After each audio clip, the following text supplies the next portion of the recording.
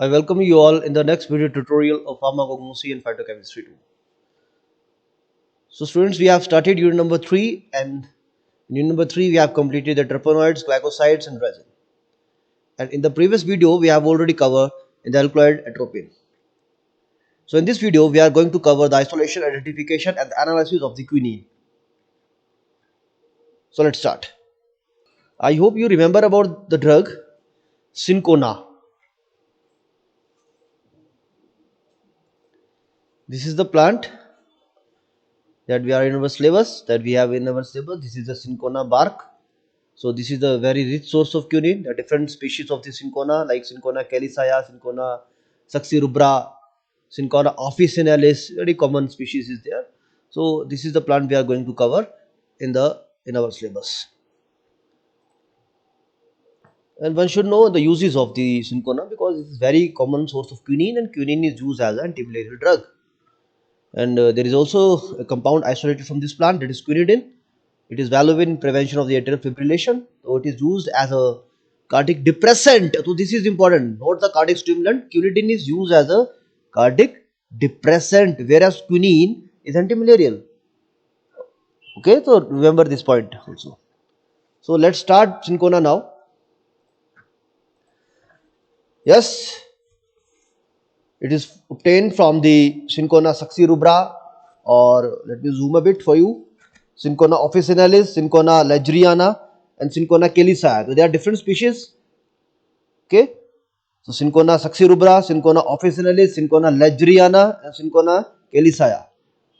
And the part used is the bark. So let's start about the isolation because we have to focus upon the syllabus that we have isolation and identification part. So let's start directly the isolation part with the help of this very simple explanation of the table. So first of all, yes, the bark is taken and it was mixed with calcium oxide and NaOH, so plus water. I hope you remember about the previous video. Whenever any alkaloidal drug, we will add a basic material. We know calcium oxide is basic, NaOH is also basic. What will happen? It will set alkaloid present in the particular sample free. So we will free alkaloids will obtained. And whenever we add acid into it, what will happen? It will form a salt, like in this case alkaloidal bisulfate salt is formed. So these two things you have to remember, and the whole procedure is very simple. Okay, so when we will add acid, then we will add base, acid base, acid base. In this way, upon addition of concurrently acid base, we will easily extract out different type of alkaloidal drugs. Okay, so let's start. Powder Syncona bark. First of all, it is treated with calcium oxide, then NaOH plus water. Then it was then refluxed with benzene. So benzene is an organic solvent, very non-polar one. Okay, so as to remove all the, or you can say so as to dissolve the organic, because there is a concept of like dissolve like. So whenever you use an organic solvent, it means the polarity of that particular solvent will dissolve the compounds that are somewhat related to the or matches to the polarity of that solvent. Okay, suppose let's say example, why sugar is dissolved in water. Why sugar is dissolved in water? Because sugar is a polar, water is polar, and it is dissolved in water. So whenever you came to college, so just try to dissolve sugar in benzene or sugar in chloroform. It will not dissolve, because why? Chloroform is organic solvent, it is non-polar, whereas the sugar belongs to the category of the carbs, it is a polar one.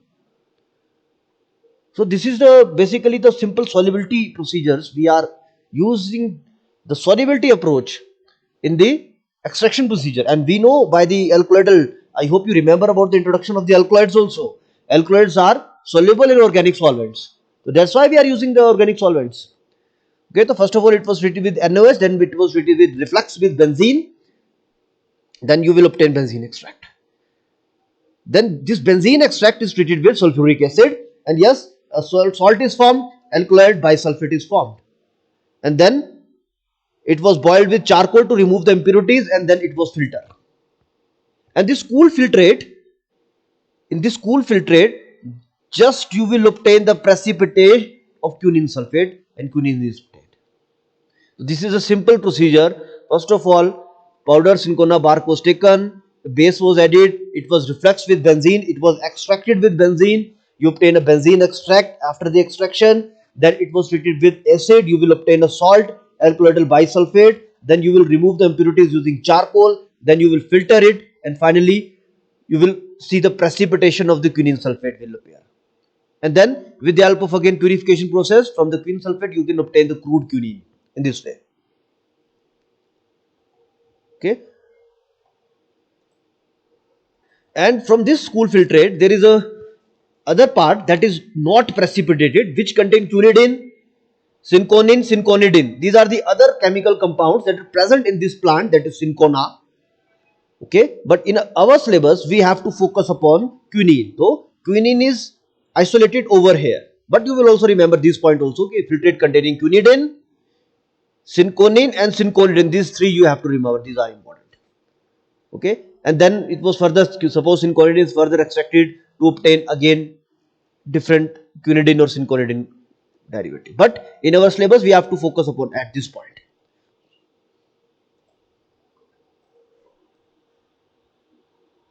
So if we talk about the properties, the quinine basically occur as a white odorless intensity bitter alkaloid, and it is primarily soluble in water but readily soluble in chloroform and other organic solvents like ether and alcohol. Okay, so we have to focus upon the identification part. Yes, here it is. So for the identification we have a TLC method, in which what is the stationary phase? Silica Jalgi. So what is the mobile phase?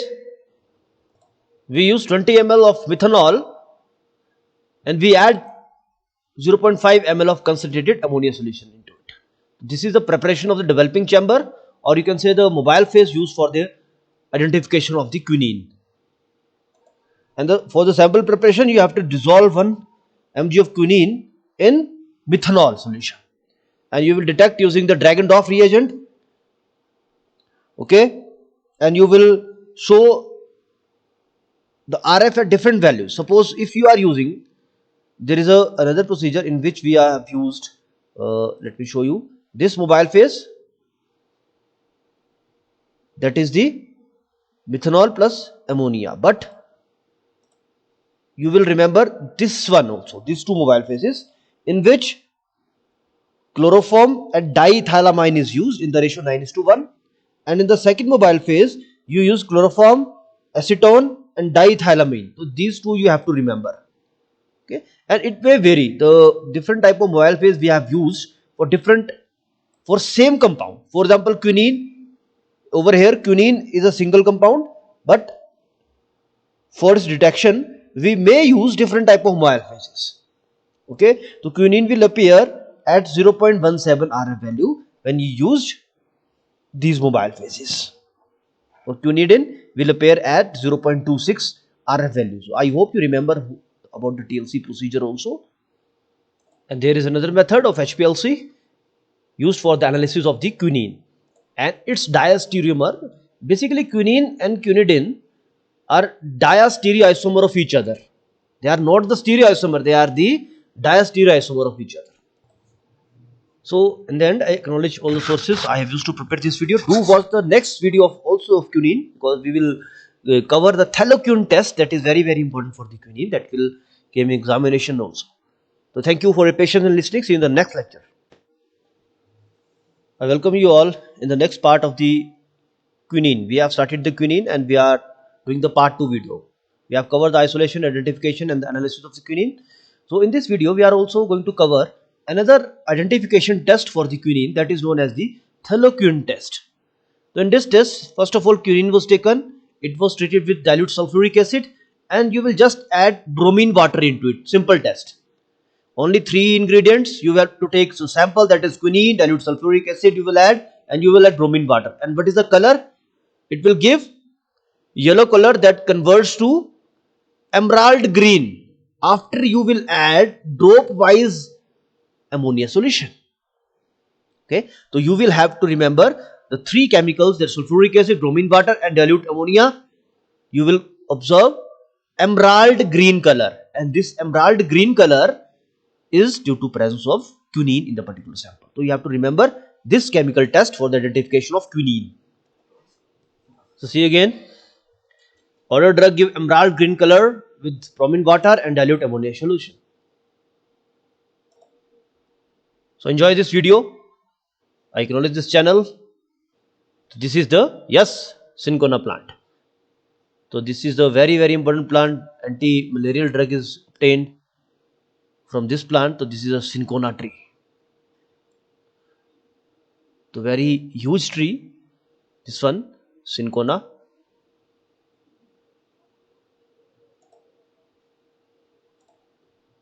So in the last, I acknowledge all the sources I have used to prepare this video. Thank you